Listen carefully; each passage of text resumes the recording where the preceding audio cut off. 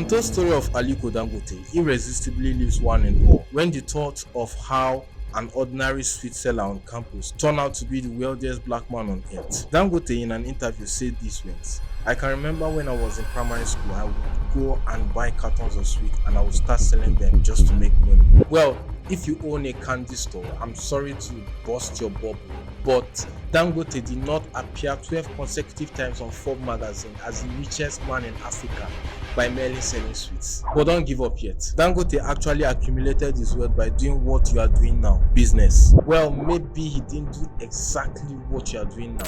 Let's face it, it's not every day your regular businessman takes the driver's seat as the continent's wealthiest man for more than a decade. What really made Dangote this wealthy? Was it his business skills? Was it inheritance? Was it politics? Or maybe even corruption? Join me as we dig deep into finding out how the wealthiest black man on earth, Aliko Dangote, made his fortune. In 1957, Aliko Dangote was born into and surrounded by a long and unbroken line of successful business tycoons. His maternal great-grandfather, Alhassan Dantata, was at the time of his death in 1955 the richest man in West Africa. Well, I came from a wealthy family. My grandfather was my great-grandfather from my mother's side was actually very, very wealthy, Alhassan Dantata. And then his son, also Sanusi Dantata, whom really raised me up because, I lost my dad at the age of 8.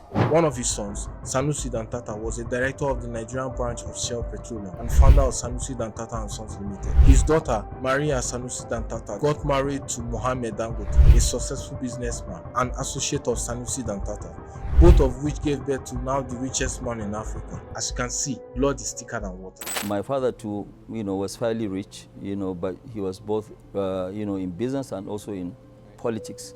Yeah, he died when I was 8 years old. Apparently, Dangote would probably be an average Nigerian trader buying and selling everyday consumables such as flour, rice, pasta, and sugar, which countless of Nigeria already engaged, if not for the rare access to a very fundamental factor of luxury: capital. You see, there's a popular saying in Nigeria: better soup and money killer, which actually translates to lack of money kills ideas. It's confusing, I know, just don't overthink it. As a third world country characterized by pervading poverty, high interest rates, and strangulating loan condition, only a handful of Nigerians could obtain a whopping 500,000 naira interest-free and non-collateral loan, which Aliko Dangote received in 1977 from his uncle Sanusi Dantata, who was considered by many to be one of the richest men in Nigeria as at that time.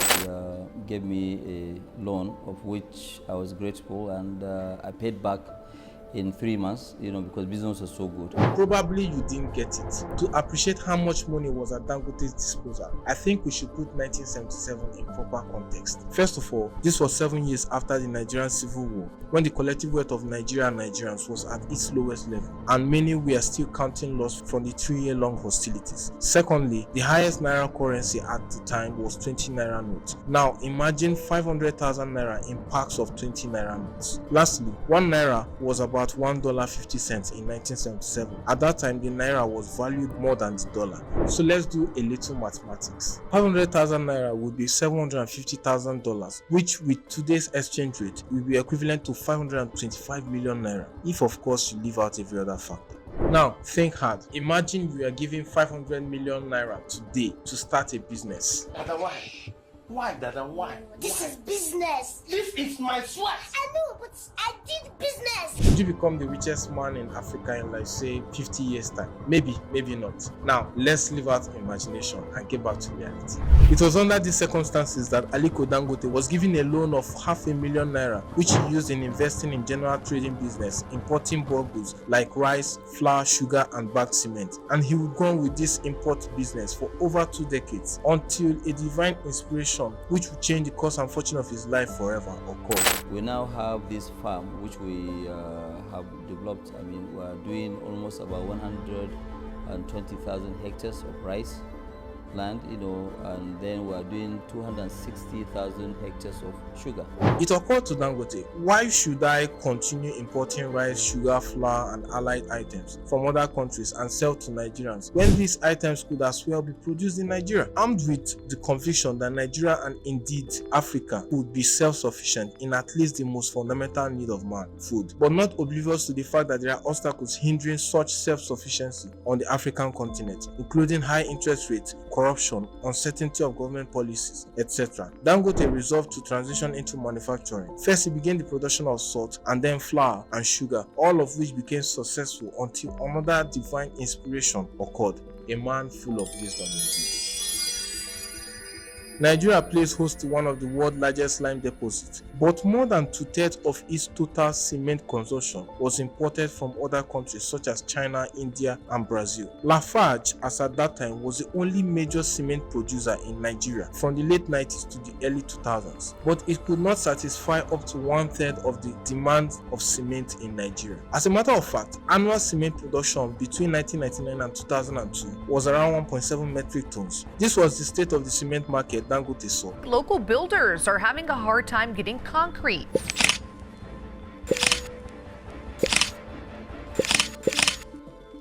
Took a bold step into the production of cement, which proved to be the silver bullet for Nigerians' deficient supply of cement, and it actually grew his wealth astronomically. Today, Dangote Cement is the largest cement manufacturer in Africa. The giant has a production capacity of 51.6 million tons per year across 10 million countries in sub-Saharan Africa. It's by far the largest. It's maybe one of the largest production sites in Nigeria and in Africa.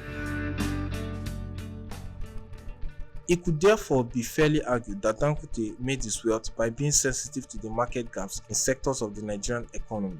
This was actually ironic, given the fact that a country as Nigeria, with vast majority of needed raw materials and natural resources, could not actually fill that gap. We take the limestone from our nearby mines, which is 9 kilometers away. Inspired by the commendable success achieved from the cement production, Dangote is currently committing to building a refinery in his home country, which for years has been importing crude oil despite playing host to crude oil deposits, which was discovered in commercial quantities as far back as 1956. Countries with abundant natural resources tend to have challenges with economic growth and worse development outcomes when you compare them with countries with fewer natural resources. The curse is not in the oil itself, I think it's in how it has been managed.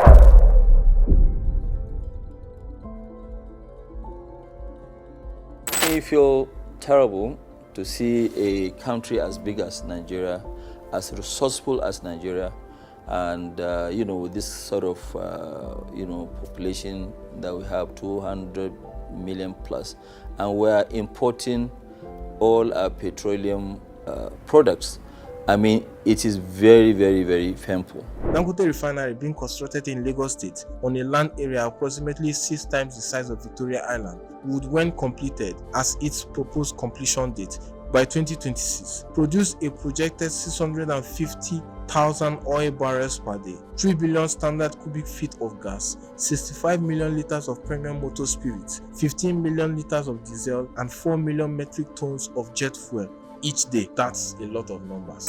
Setting up a 650,000 barrels per day refinery is usually a project that is set up by sovereign countries, not by individual, no matter how big you are, no matter how big the company is. Everybody now is just thinking about oil, oil, oil. If you only credited Dangote's wealth to his ability to close market gaps in Nigeria and by extension Africa, I think we will be far from accurate. No account of Dangote's journey to being a financial and economic giant will be completed without pointing out that Dangote's success in business is largely thanks to him being political. Credible sources revealed that the success achieved in his cement business was largely due to the restriction of the import of cement by Olusegun Obasanjo. As a matter of fact, it could be strongly argued that the 2003 presidential election represents a turning point in the life, fortune, and future of Aliko Dangote. In 1999, a relatively unknown but wealthy Dangote donated appreciable sums of money to the People's Democratic Party, like many other Naira billionaires, at a party held at Abuja for the Olusegun Obasanjo election campaign. But the major sponsor in the 1999 PDP campaign was the vice presidential candidate of the PDP at the time, Atiku Abubakar. However, the government of Obasanjo, which relied largely on repeated funding from Atiku for the re-election bid, was left at a crossroad as the vice president now had the ambition of succeeding his principal in 2003 and was reluctant to release funds for the campaign. This was the golden opportunity Dangote sought to become Nigeria's federal government's favorite son. Your guess is as good as mine that Dangote invested heavily, both officially and unofficially, to the re-election of former President Olusegun Obasanjo. In his book titled The Accidental Public Servant, a former minister under Olusegun Obasanjo and current governor of Kaduna State, Nasir El-Rufai, Obasanjo had to resort to raising money from other sources, and that was how Aliko Dangote came into prominence in the government from 1999 to 2003. Nobody had heard of Dangote having anything to do with federal government in any significant way. By this singular gesture and risk taken by Dangote, the federal government was able to use friendly policies to make him the cement lord in Nigeria, and this was how he cemented his name in Nigerian economy to become Nigeria's first dollar billionaire by 2007. Furthermore, his ability to maintain a very good relationship with the federal government of Nigeria, even after its leadership change from the ruling People's Democratic Party to the ruling All Progressive Congress, speaks volume of how politically savvy and diplomatic Dangote is. Beyond all this, it would appear that the most defining factor behind the wealth of Dangote is his ability to diversify across different sectors of the economy. A multinational conglomerate company with presence in over 16 African countries had substantial shares in just about every sector of the Nigerian economy.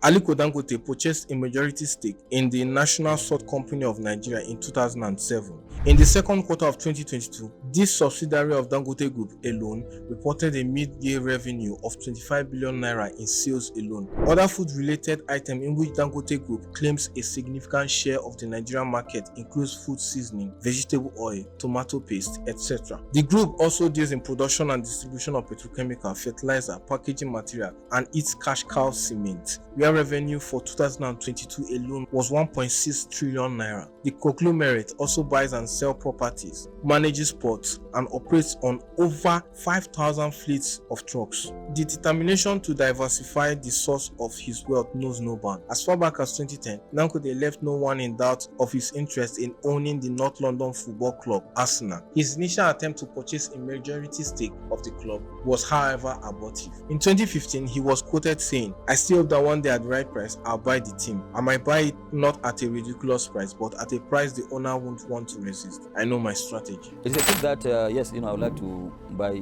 someday. But like what I keep saying today, we have $20 billion worth of projects. And I think that's really what I want to concentrate on. I'm trying to finish building the company, and then after we finish, maybe sometime in 2021, we can. So you're not buying a team right now? Well, we might not know his strategy, but one thing is certain: Dangote might not actually buy Arsenal after all. But his resolve to own a football club of international repute remains unchanged, as the billionaire is reportedly close to sealing a deal to purchase a French team, Valenciennes FC. In truth, multiple factors conspired in favor of Aliko Dangote amassing so much wealth. Factors such as being born into a family of accumulated generational wealth, acquired through several business ventures, and being trained in one of the best Islamic universities in the world as a business administrator, both enabled him experience formal business education and appreciate the theoretical and practical aspects of business management. No, he went in Egypt. Egypt, all right. And what did you study? Business. Another factor in which in no small measure enabled the multiplication of Dangote's wealth was also the fact that he was a Nigerian. Being the most populous country in Africa and richly endowed with several natural resources and arable land created a very unique and enviable market for Dangote, which his counterparts in other African countries cannot boast of. Meanwhile, Bua Group in its rejoinder is saying that Dangote and flour mills are just trying to maintain a monopoly on sugar in Nigeria, and that the establishment of the refinery will end up driving down sugar prices, which is something Dangote and flour mills do not want. Competitors have on several occasions accused Dangote of using illegal means to gain unfair trade and market advantage. In 2017, for example, the CEO of BUA Group, Abdulsalam Rabiu, accused Dangote Group of acts of sabotage against BUA cement operation in connivance with top government officials of the Ministry of Mines and Steel Development. Rabiu claimed that Dangote used thugs and agents of the state, including police officers, to ensure that operation of BUA cement in Edo State were disrupted, despite pending lawsuits filed with respect to the subject matter. While these and many more damning claims against Dangote remain unsubstantiated and can be described with the ups and downs which inescapably comes with his status and personality in the society. But given the numerous business ventures of Dangote, it is indeed very likely that the title of the richest man in Africa is one he would hold for a while, as every finish line for the business lord and captain of various industries signals the beginning of an entirely new race towards acquisition of more wealth, which he guards very jealously. Relatively recently, Dangote told the Bloomberg TV's David Rubenstein show that he intends to open an office in New York to help diversify investment and avoid the risk of currency fluctuation in Nigeria. Start investing, in the United States just after this project. We want to open a family office, both in New York and in London. We already have an office in London which has been operating for the last 30 years. Okay. So we want to turn part of that, as a family office, so that we can diversify the wealth. As you know, I've discussed this with you before, where sometimes in Africa you have issues of devaluation, so we want to really preserve some of the family's wealth. Right. Ladies and gentlemen, like him or hate him, you can never deny the fact that Dangote is indeed a genius, and his status today in the society is well deserved. Thank you for watching this video to the end, and if you enjoyed it, kindly like, subscribe and share to your friends, and also subscribe so you'll be the first to see my subsequent videos. Thank you once again. I'll see you in the next video.